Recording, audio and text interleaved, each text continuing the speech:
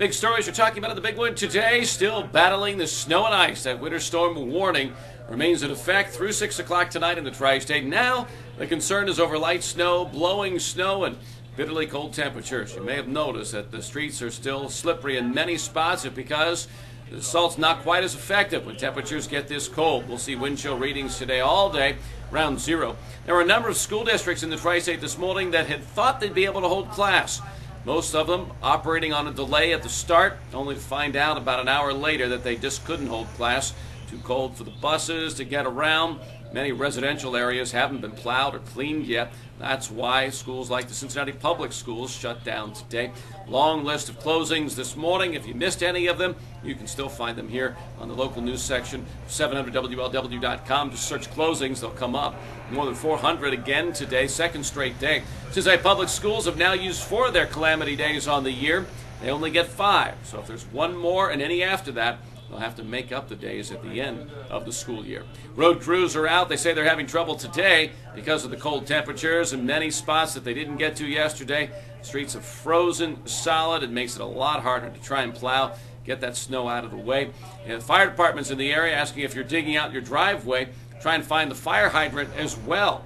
Dig that out so that if there is a problem on your street, they can get to the water right away. Doesn't put any lives at risk.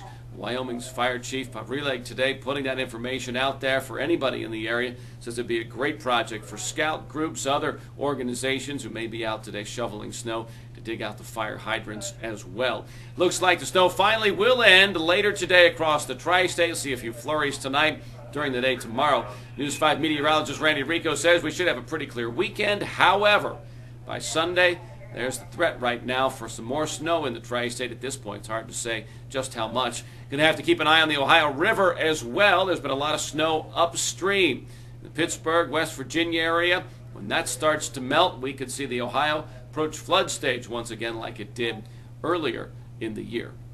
Trying to bail out the stadium fund. Hamilton County Commissioners holding a public hearing this morning over a hike in the sales tax. Right now in Hamilton County, it's at 6.5%, but there is the chance that it may be raised again to pay off the mortgage on the Reds ballpark and the Bengals stadium. There are projections the stadium fund's going to come up about $14 million short this year. We have the public hearing covered for you. Ohio's governor tired of the naysayers. He says that all the negative talk is bad for the state. Ted Strickland doesn't like the critics of the rail plan that would connect Cincinnati to Columbus and Cleveland. The governor saying today that there are cities all across this country who'd love to get the $400 million stimulus check from the federal government that Ohio's receiving for this project. He says it's time for the cheerleaders for negativity to be quiet and let the state proceed with the development. Looking for something to do? If you don't have to go to work or school today, Xavier University offering free tickets to the women's basketball game. The XU women are number 6 in the country. They take on St. Joe's at 11:30 today. Basketball game was supposed to be a showcase for public school students across the area who were invited to the game, but because classes have been canceled, they can't come. So now there's going to be plenty of empty seats. XU opened the doors to the Cintas Center to anybody who wants to come and cheer the XU women on.